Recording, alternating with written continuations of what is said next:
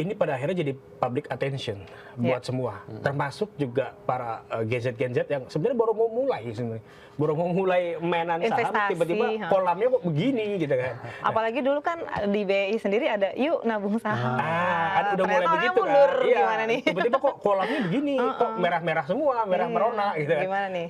Apa yang Tips harus buat dilakukan Gen Z? pertama kali untuk Gen Z untuk akuisioner yang baru mau mulai main saham? Ke arah mana dulu deh, nyemplungnya gitu loh. Mungkin dari Mas Benik dulu gimana? Kalau menurutku justru this is the very right moment untuk investasi di bursa kita. Rockefeller bilang buy when there is blood in the street, diulangin sama Charlie Munger and Warren Buffett juga bilang ya justru beli saham ketika lagi crash, kita justru harus pede, harus invest. Itu penciptaan value creation terbesar itu di situ. Jadi buat teman-teman yang masih muda ya, lo memang saat begini harus invest brave. Jadi betul-betul harus pede. Kenapa? Karena mau MSCI bilang mungkin indeks kita 6.000 lah, atau 7.000 lah, 8.000. At the end of the day, lihat behind every stock there is a company. So you should find out what it's doing. Kalau bisnis perusahaannya bagus, apapun kata MSCI, nasabahnya Bank BCA tetap 40 juta orang lebih. Bukan artinya terdiskon dari 7 juta orang nasabah dia. Ya Pak, jadi tetap bisnisnya masih bagus, ya why not? Saya sebagai investor makanya seneng gitu kan, karena banyak bisnis-bisnis yang kita beli, harganya jadi diskon nih. Kita tahu nih, harganya bagus. Tetap cuannya. Perusahaannya bagus, profitable. Top up gitu loh. Maksudnya gimana nih? Ya, saya melihat kita harus realistis ya. Kita tinggal di Indonesia, berpikir dalam rupiah. Jadi nggak usah rumit-rumit. Ini dalam rupiah naik, tapi kalau dalam US dollar, dalam Swiss franc kok turun? Enggak. Kita simplify aja, fokus dalam US dollar. Buku account kita itu US dollar, kita bertransaksi dalam US dollar. Dan saya hanya belajar tuh dari anak saya. Anak saya invest di saham. Dia nggak keluar. Bahkan nambah tetap terus. Dia punya kebiasaan sekian persen dari gajinya itu diakumulasi dalam saham. Hitung-hitung nabung bahasanya. Hitung-hitung nabung. Hitung-hitung nabung. Dan keyakinan bahwa ini pasti akan bounce back menurut saya sesuatu yang benar. Jadi saya tidak pernah ngasih arahan, saya hanya mendengarkan saja dia cerita apa. Kalau benar go ahead, kalau enggak saya baru kasih saran. Gitu. Saya sepakat dengan Mas Benik, ini saat yang tepat untuk masuk. Tapi juga masuknya apakah sekarang, minggu depan, bulan depan. Cuma masalah waktunya gitu. ya. Gini, kapan yang tepat? Kalau ada yang punya emas, hati-hati loh. Emas ini naiknya udah terlalu tinggi. Sejarah itu membuktikan emas kalau harganya naik 150% dalam US dollar, itu biasanya kemudian stagnan atau sedikit turun. Nah ini emas sudah mulai masuk itu. Kalau saya punya emas, saya lego, saya masukkan ke saham.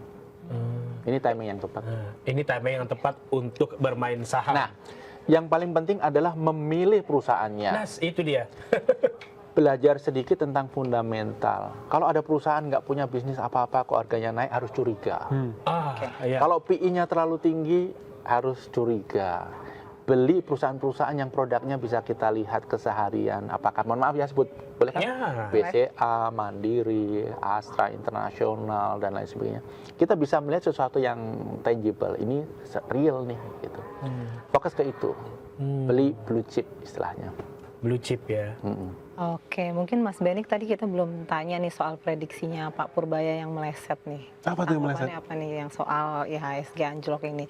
Terus yang kedua, ini kan banyak nahkoda pada mundur nih, mengundurkan diri dalam kondisi seperti ini. Itu gimana menurut Mas Benik? Apakah itu bentuk tanggung jawab atau kabur? Iya. Saya pilih yang kedua sih. Saya pilih yang kedua. Kenapa tuh Mas? Memang saya dari dulu pengen direformasi kembali lagi, karena banyak perusahaan-perusahaan yang menurut saya tidak layak invest tapi bisa ada di bursa kita ya. Rating Pevindo-nya jelek gitu. Terus ya bukan cuma kredit ratingnya juga, secara ekuitas juga minus melulu, profitable hilalnya nggak kelihatan juga. Katanya kita kan biar profit, intensi pasar modal kan biar profit. Tapi enggak, ya itulah, jadi saya happy sih kalau soal yang itu. Yang pertama apa tadi?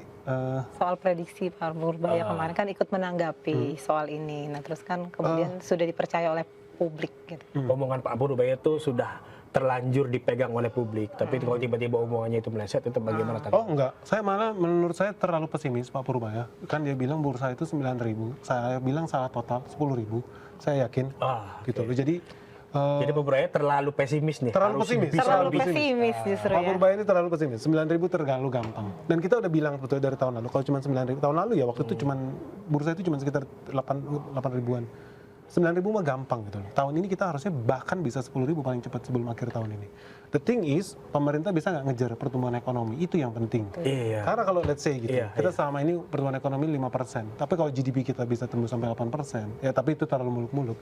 Pun kalau bisa begitu, berarti kan ada perlipatan pertumbuhan ekonomi, perlipatan penciptaan lapangan kerja, perlipatan putaran uang yang terjadi. Tapi itu bisa dilakukan nggak kemarin? Nggak bisa, karena kita nggak punya bank sentral. Nggak bisa. Sekarang bisa nggak kita lakukan? Ada harapan kita bisa lakukan itu. Ada harapan karena kuncinya apa? Suku bunga harus rendah. Vietnam mewujudkan cita-cita Pak Prabowo, ekonomi di atas 8%. Apa yang terjadi? Real bunga di sana itu ya cuma 2%, 1,5% kalau kita UMKM kredit di Vietnam, 1,5%. Make sense. Tapi bayangin Indonesia pengen ekonomi tumbuh 8%, ngutang ke bank aja bunga 12% kan nggak logis gitu loh. Hah? Ngapain gua buka cabang gitu loh? Biar tumbuh 8% kah, tapi bayar bunga 12%, nggak masuk akal. So this is the very right moment. Reformasi besar-besaran kita perlu di Bank Indonesia, di OJK, di Bursa Efek, supaya apa? Kita bisa punya ekonomi itu yang sinkron gitu. Pemerintah mau gaspol nih, kucurin kredit ratusan triliun ke bawah, Himbara disuruh salurkan kredit. Yang terjadi apa? Dia nabung di SBN. Yang bayar siapa? Bunga SBN kan ada bunga.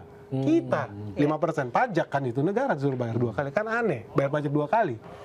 Atau dia tabung di Bank Indonesia. Apa ini yang dilakukan? Nah sekarang katanya Direktur Himbara mau diganti, that's another good news gitu loh. Jadi banyak orang yang panik kan dengar, aduh ini gini, aduh enggak. Kalau kita investor, ini good news, ini good news, ini good news, kok semuanya good news gitu loh. Jadi itu. Karena optimis sampai 10.000 ya, sekarang 7.000, 8.000 ya. Oh 7.000. 7.000 berarti ada apa ya? Ada 7.000 ke 10.000 kan ini banyak ya, jangkanya banyak ya. Oke.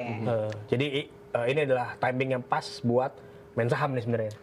Bukan main sih, investasi saham. Bukan main. Main. Oke. Kalau main itu nanti goreng-gorengan kita. Main itu goreng-goreng atau. Oke, mungkin closing Kebiasaan statement ya. goreng-goreng. Iya. Kebiasaan makan gorengan lo ya. Mungkin ini udah Iya nih, closing udah. statement Ini nih, juga sayang mungkin closing banget statement nih. dari Mas Wija dulu deh soal tadi Kira-kira apa bakal yang seberapa parah nih 2026 dibanding tahun besok? Saya Mungkin dari lihat Mas Wija.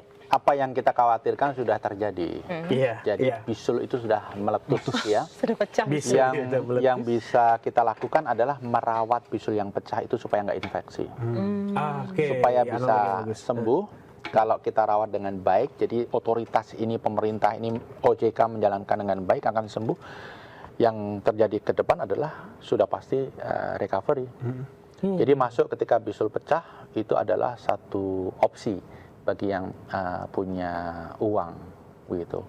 Dan saya juga sepakat dengan Mas Benik, ini momentum untuk memperbaiki pasar modal kita ini. Karena dimanapun di dunia, negara itu hanya bisa maju ketika punya pasar modal yang juga maju. Kalau kita mau investasi, kalau hanya bank, ya dia hanya bisa menyediakan investasi yang jangka pendek. Tapi kalau pasar modal, bisa jual saham, bisa obligasi, bisa jangka panjang. Jadi dunia bisnis bisa mengambil risiko lebih dengan kehadiran pasar modal yang sehat. Kalau bank, dunia bisnis tidak berani mengambil risiko. Oke, Bang Benix gimana nih? Makin parah apa makin membaik nih? Kita sangat-sangat happy gitu. Jadi Bang Benix mah happy. aduh, Gimana kita nih closing super statement-nya? happy gitu. Karena kita udah dari bulan Oktober udah prediksi market bakal crash. Kita tahan uang cash. Sekarang malah pusing belanja barang-barang diskon gitu. Sama ini diskon, sama semuanya jadi aduh murah banget. Jadi kita sangat-sangat optimis. Yang paling penting tadi ya, semoga ini momentum ini dibawa nih sama pemerintah buat masukin ya manajemen yang baru yang lebih oke, regulasinya dibagusin lagi, pengawasannya juga diperketat.